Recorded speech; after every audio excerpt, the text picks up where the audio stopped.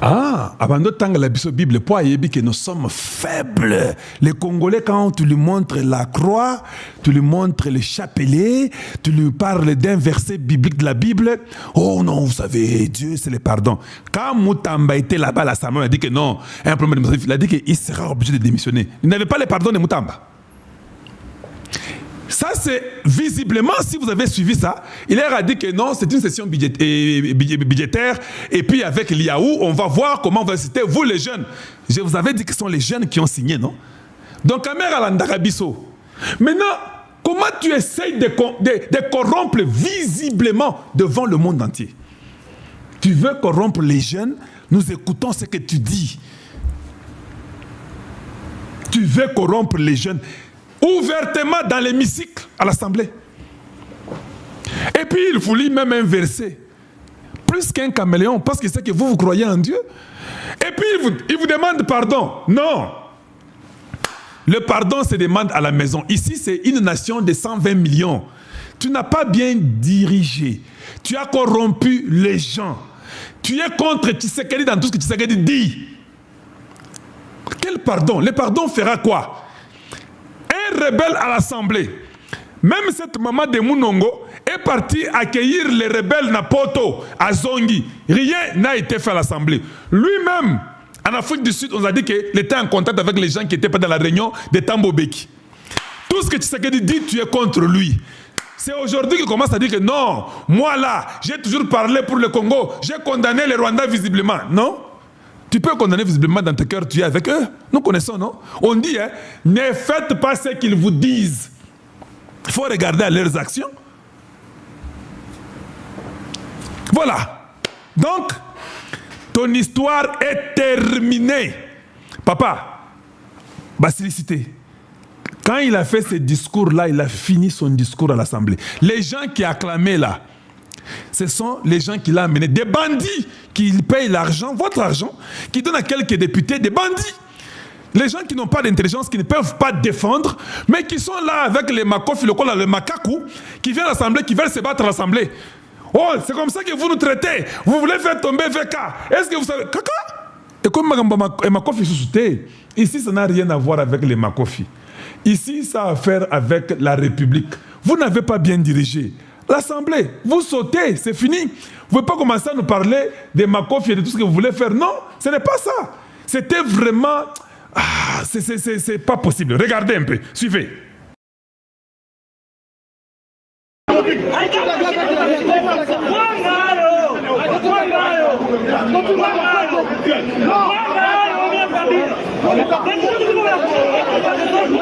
Voilà, ça c'est le pot et ainsi Vital Kamere qui veut se battre.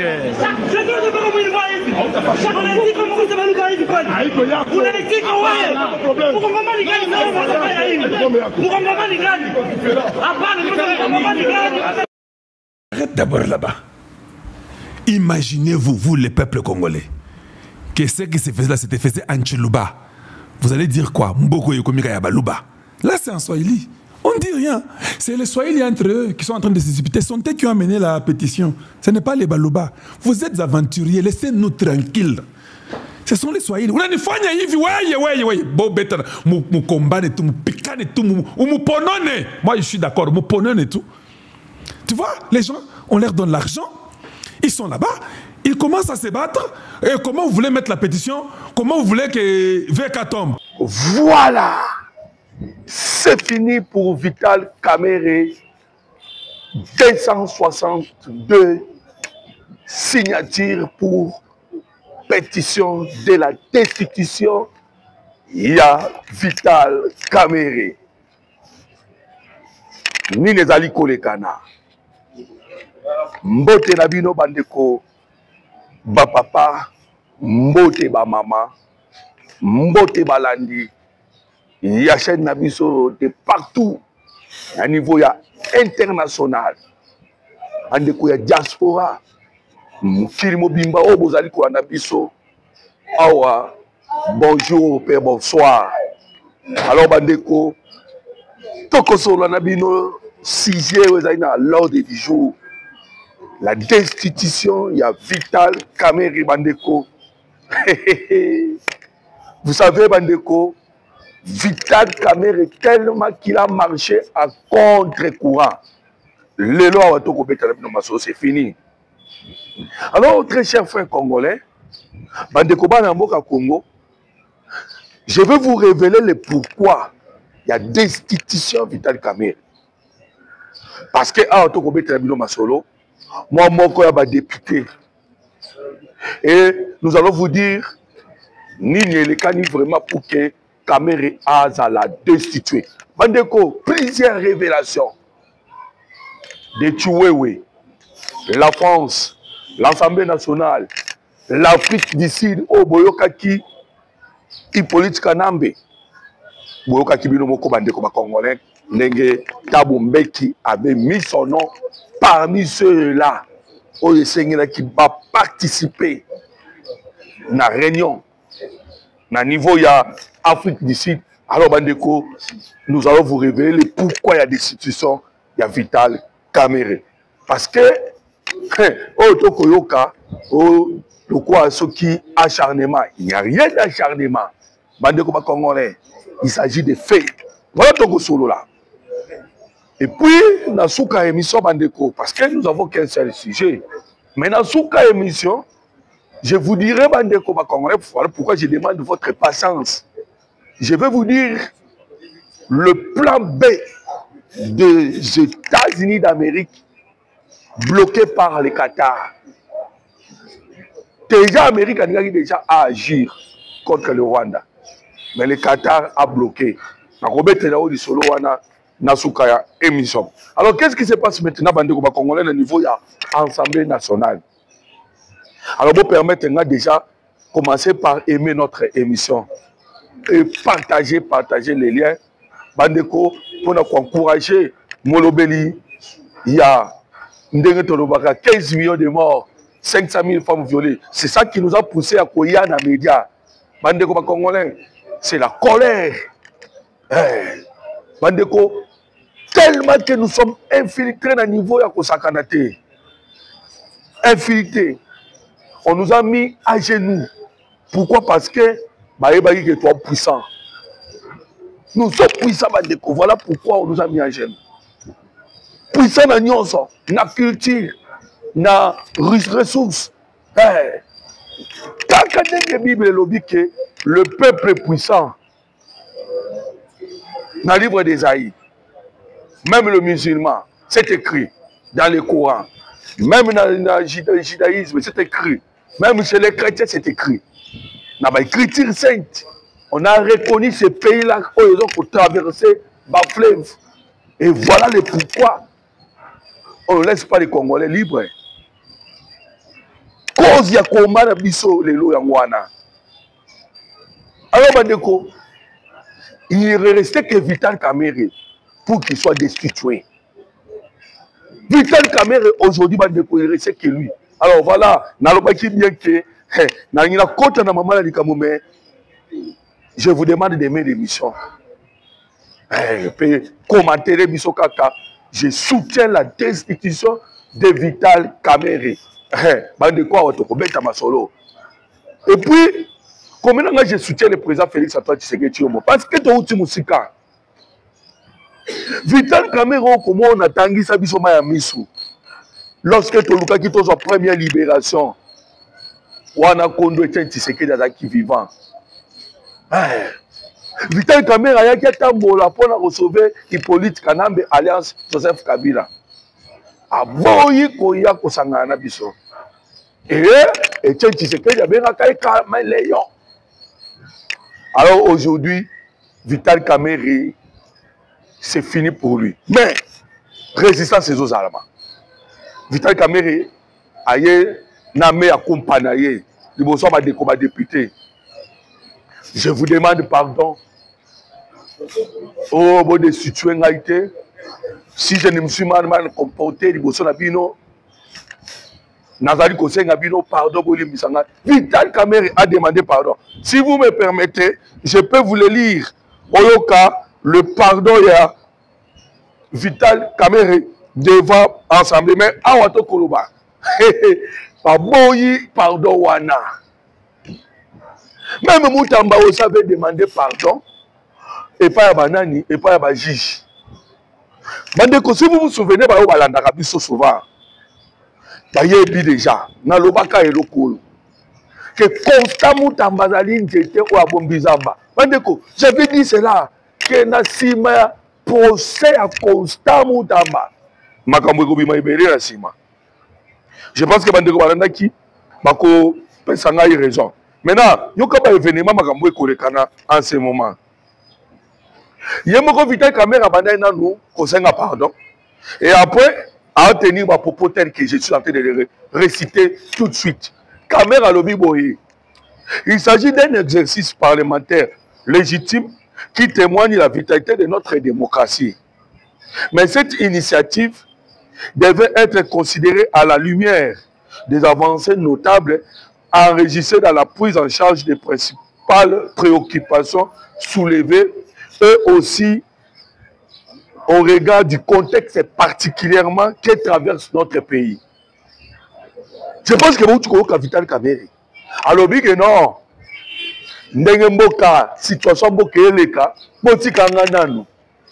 Non, ma député, non. Si c'était que total à Kabongo, on allait aussi le faire avec maman, comme ça Moutamba.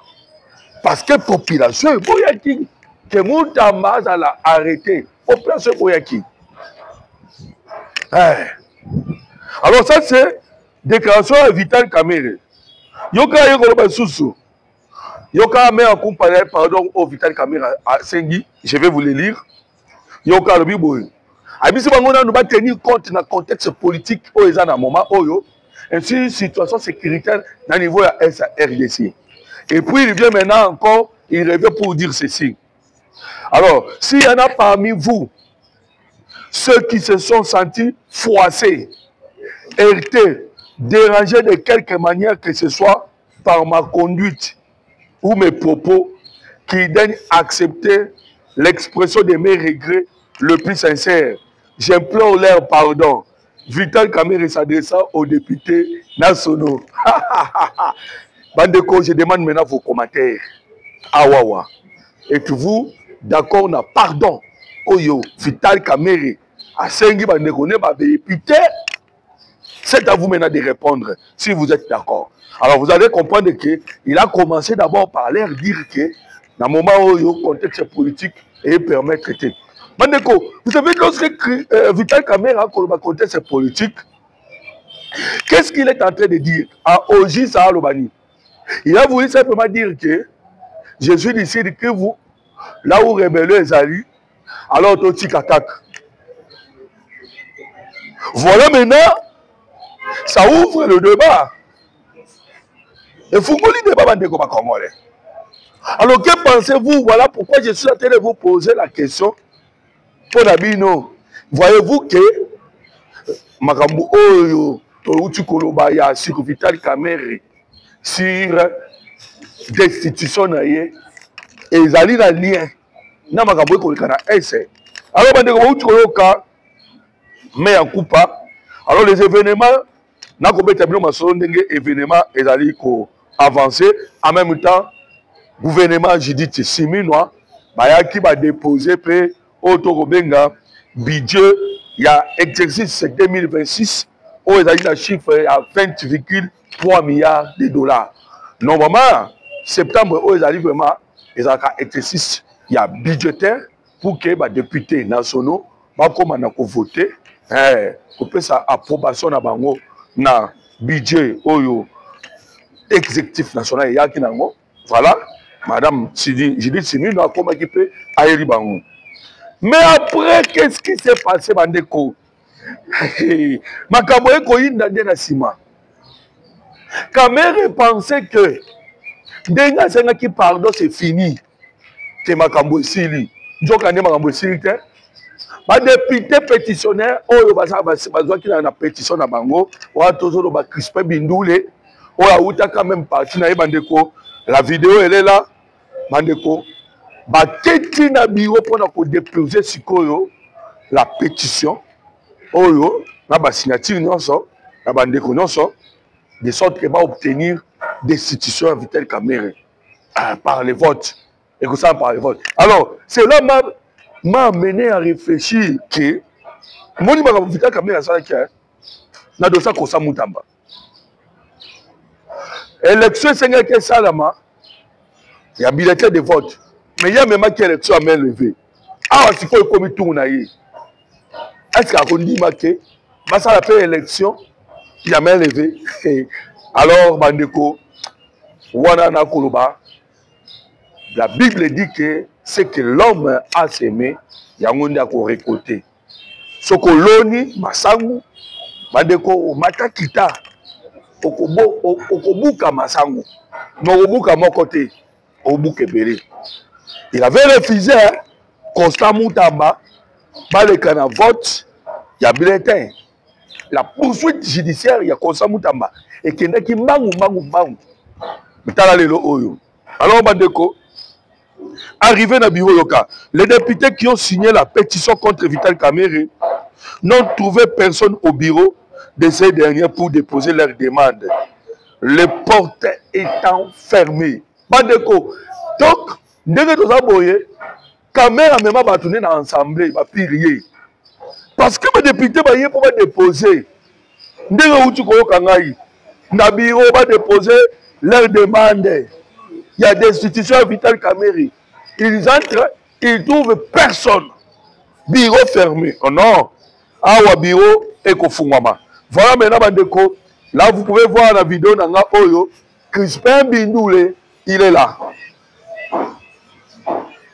L'initiateur. En colère. Abi non? Si vous remarquez bien, ils sont devant le bureau. Ah bandeko. Devant le bureau. Alors, qu'est-ce qui se passe? Yoka bandeko ba Congolais, ce qui s'est passé. Le bureau de réception des courriers de l'Assemblée nationale fermé. Les pétitionnaires ont fait venir un huissier de justice pour réceptionner la pétition. Bakangi bureau bakimi. Ba député habito otikate. Ba bengi moko ya ba huissier aya. Pour que bango bakamata ba déposer pétition na bango. Et bandeko ba Congolais, ah tout go Sabino.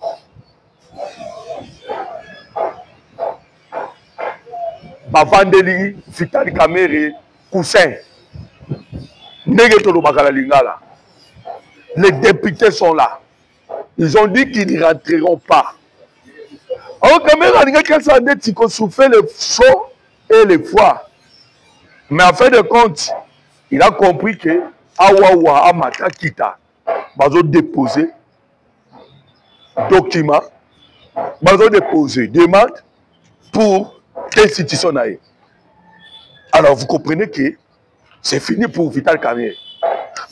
Je vous ai relaté la procédure.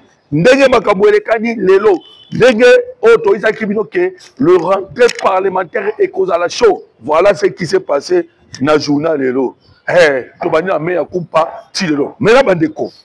Pourquoi les députés nationaux, les révélations, pourquoi les députés nationaux ont-ils décidé de destituer Vital Kamerhe? Pourquoi? Vous avez demandé comme Congolais.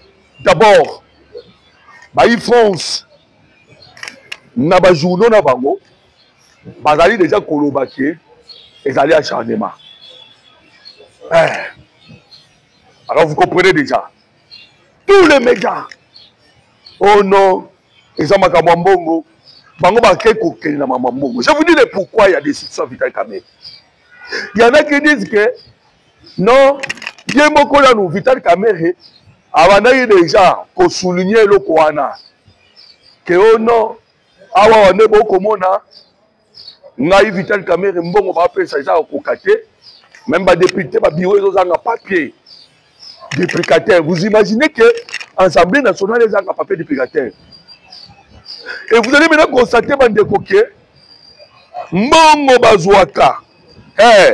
Parce que journaliste c'est moi qui publier tout de suite là pour dire bandeko ba Congolais que mbongo bazwaka ezali ebele makasi. Comment est-ce que la mbongo wana bazwaka ba salaire? Parce que il y a des gens qui commencent à dire que Oh non, makambo oyo, Bandeko, vous allez me permettre, Nathan Gabino, déjà, conflit polémique. Polémique, comment qui déjà dans ma lui, le salaire à député. Ouais. Parce que c'est beau, tu déjà, awawa, makelele, yemoko kamere, à ça, manda qui koloba que non, ceux qui le comme une situation, ils allaient pour une situation sociale, il y a ma député, et ils allaient bien te. Alors que c'est faux. C'est faux. Je vais vous lire les documents. Des sources parlementaires signalent une augmentation considérable de la rémunération globale de députés nationaux. Au moment où Vital Kamerhe a dit que la situation, il y a vu à ma député, ils ont bien été. Ok, nous sommes allés faire les recherches. Voilà pourquoi nous avons ces documents. Nous avons pour que on comprenne un peu, on analyse. Rentrée parlementaire, session budgétaire 2025. Le bureau Kamerhe répond favorablement aux revendications face des députés nationaux et leur assistance parlementaire et accorde les soins vitaux aux députés honoraires. Yo kasko monta ya salaire na bango. Des sources parlementaires signalent une augmentation considérable de la rémunération globale des députés nationaux. Elle passe de 15 000 $ aux députés au début de la législation à près de 20 000 $. Les députés ont 20 000 $, mais papier est athée. Là, c'est les députés. Bon, on se voit caméra à combien? Je ne voulais pas attendre surtout parce que ça va nous prendre du temps. Voilà, au moins, nous voulons simplement que te démentir qu'il s'agit de Mbongo. Les causes profondes ont émis la destitution de Vital Kamerhe. C'est parce que Vital Kamerhe a allé Kotambola contre-courant avec la République démocratique du Congo. Baba Ati Bazongi Sima. Babi non, topé sa possibilité, Mboke Keriboso. Bazongi Sima. Oyo kozwa Jean-Pierre Mbemba Bazongi Sima. Jean-Pierre Mbemba Bazongi Sima bandeko. Oyo kaki même a télémeli moko ba député na yé. Oyo asala ki déclaration kolobake. Après Tshisekedi c'est Jean-Pierre Mbemba. Bandeko, ce n'est pas parce que Jean-Pierre Mbemba n'a pas d'ambition. Non. Le problème est que dans le moment où c'est ça que j'avais commencé à émission pour vous dire que la République démocratique du Congo a subi complot africain et international. Et surtout, c'est ce qu'il a créé Otobengi Rando, en quelque sorte. C'est ce qu'il a créé Rando. Pourquoi Bandeko? Allez-y, la construction des ports en eau profonde de Banana.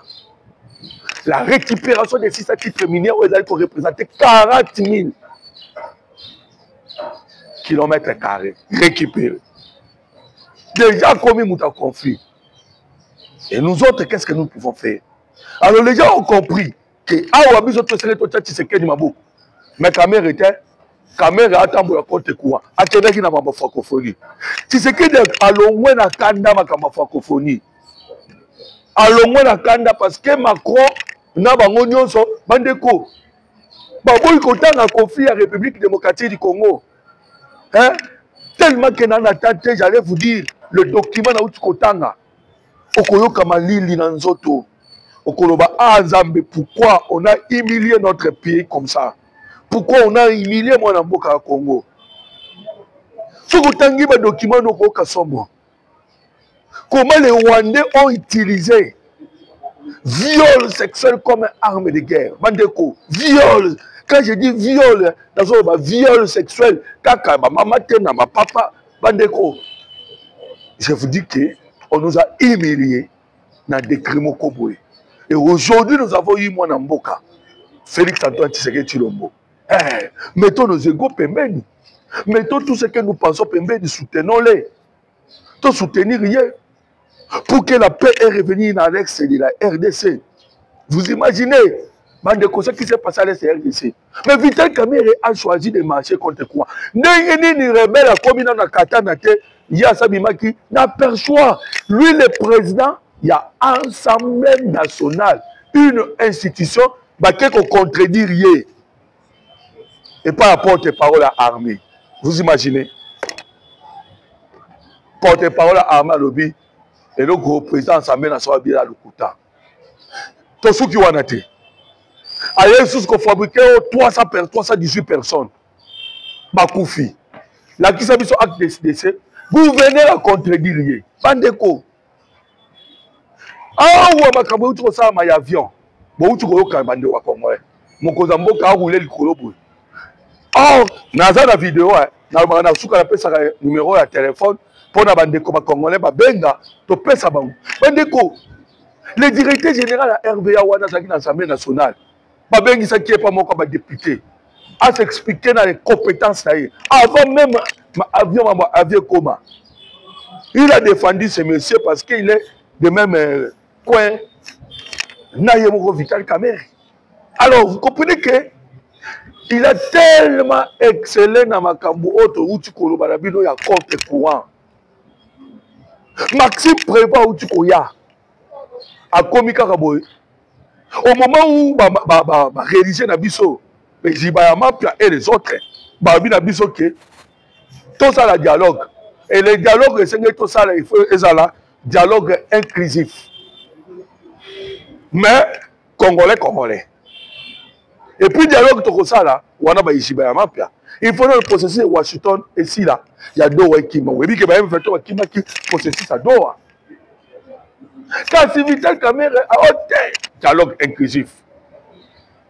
Autant il savait que l'Afrique du Sud m'a embrouillé.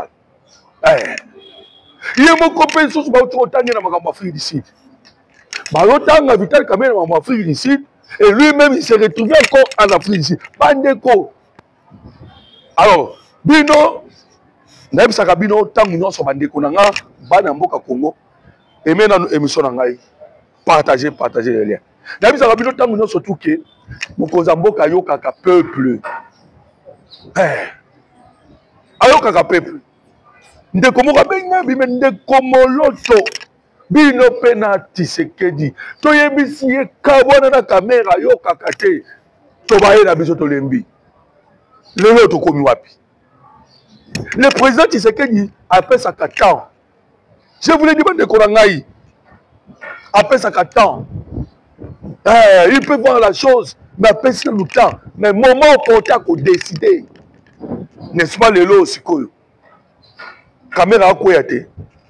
Madeko est comme irréversible. Caméra a tombé. Ma député m'a pas dit à Kotsaka Kamosa. À se retrouver dans le fond d'ici. Les organisateurs déjà,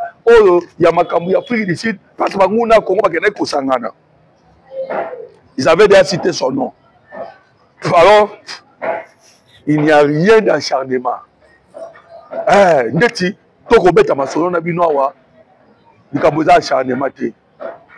Parce qu'ils ont battu mais Bino Kaboye, Kamerhe wana soutenaki Tshisekedi pour que Tshisekedi comme un pouvoir. Bon moniteur que Bino, vous allez battre beaucoup boyer, vous avez ingrat, vous avez irreconnaissant. Il y a des gens qui disent cela. Mais attention, le salut du peuple, c'est la loi suprême. Bandeko, tu peux soutenir les chefs de l'État, mais tant où il y a compromettre la souveraineté, la intérêt, la sécurité, la République démocratique, la compétence, Bandeko Congolais, la kimia, il y a des Congolais, on va te mettre de côté, qui que tu sois.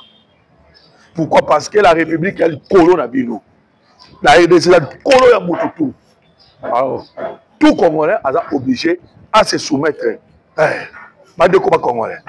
Vous comprenez que, que c'est fini pour la Vital Kamerhe Matchesili. Alors, Bazali Kosinyalinga Kengonga et Sili. Bandeko aimer l'émission et partager. Nabaki, Nakoye Bisabino, Bandeko, Nakoye Bisabino dossier, Yamakambu Oyo, Américain va une décision. Koué Paul Kagame. Mais, Qatar aille pour apaiser les dossiers. Voilà pourquoi mon ébat M23 Mbangu va signer.